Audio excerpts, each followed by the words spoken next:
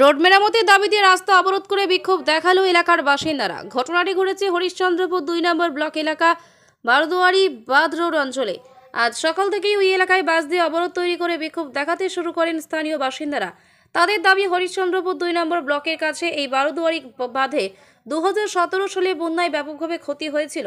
এই বাঁধ কেটে গিয়েছিল, তারপর মাটি বোঝাই করে সেই বাঁধ মেরামত করা হলেও উপরি অংশ পিচ ঢালাই করে সংস্কার করা হয়নি। আর এর ফলে লাগাতার বৃষ্টিতে বাঁধের উপরি অংশ চলাচলের অনুপযুক্ত হয়ে পড়েছে।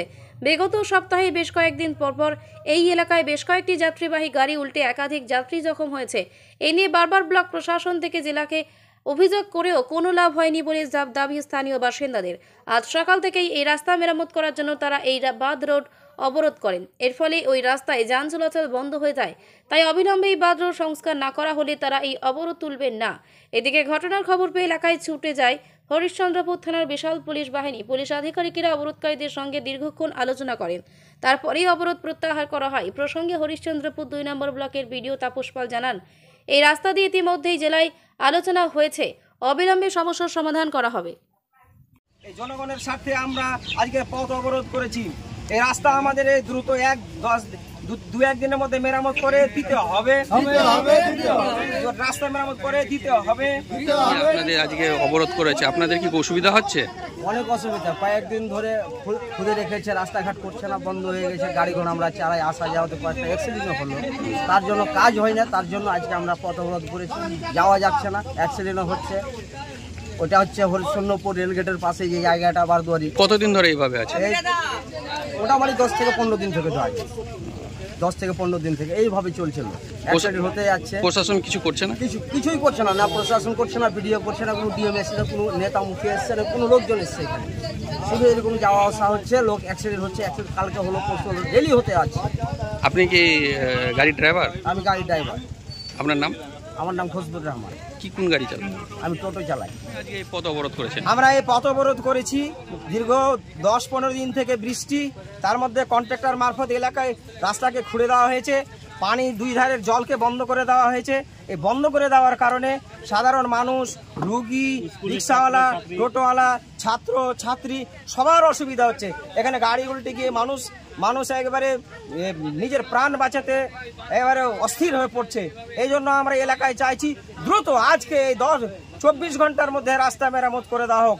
এটা বিডিও সাহেব আরও যারা আছেন তাদের কাছে আমরা এটা দাবি করছি যে আমাদের দ্রুত এই রাস্তা আমাদের মেরামত করে দেওয়া হোক। যতক্ষণ না মেরামত করা হবে আমরা এই পথ অবরোধ আমরা তুলে নিব না। এই জন্য আমাদের আজকের এই পথ অবরোধ। আমরা বলেছি। কি বলেছেন প্রশাসন? হ্যাঁ, কোনো গুরুত্ব দিচ্ছে না এলাকার নেতা নেত্রী, এই প্রশাসন কেউ গুরুত্ব দিচ্ছে না।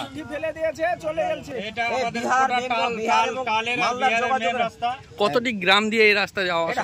কয়েক হাজার গ্রামে এটা দিয়ে চলাফেরা করে। এই রাস্তা দিয়ে কোথায় কোথায় যাওয়া যায়? এই এলাকা দিয়ে আমরা মালিয়র, আপনার মিটনা, খোপাকাটি, ইসলামপুর, চাঁদপুর, চণ্ডীপুর, তালভাকড়িয়া, বিভিন্ন এলাকায় আমরা কুমিদপুর, সাদলি চক, বিহারের লাভা, কাটিহারের রুগীরা সব এইটা রাস্তা দিয়ে যাওয়া আসা করে। এলাকার প্রচুর রুগী কাটিহারে যায় এই রাস্তা দিয়ে। পরিচয়? আমার পরিচয়, আমি এই এলাকারই একজন অধিবাসী। আপনার নাম? সুলতাননগর অঞ্চলে আমার বাড়ি। আমার নাম মনিরুজ্জামান। আমি একটা স্কুল পরিচালনা করি। আমার অনেক ছাত্রছাত্রী এই রাস্তা দিয়ে যাওয়া আসা করে। রাস্তাটা কি পরিস্থিতি ব্যাপারে খবরটা আমি আসি সাহেবের মাধ্যমে শুনলাম।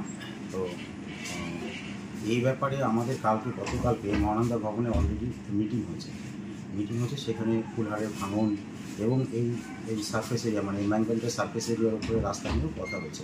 এই কাজে টেন্ডার এবং ওয়ার্ক অর্ডার সমস্ত কিছুই হয়ে আছে। কমপ্লিট কাজ শুরু হয়েছে। প্যাচ ওয়ার্কটা এখন করে নিচ্ছে। বর্ষার পরে পার্মানেন্ট কাজটা করবে, কারণ এখন কাজ করলে কাজের যেহেতু স্থায়িত্ব হবে।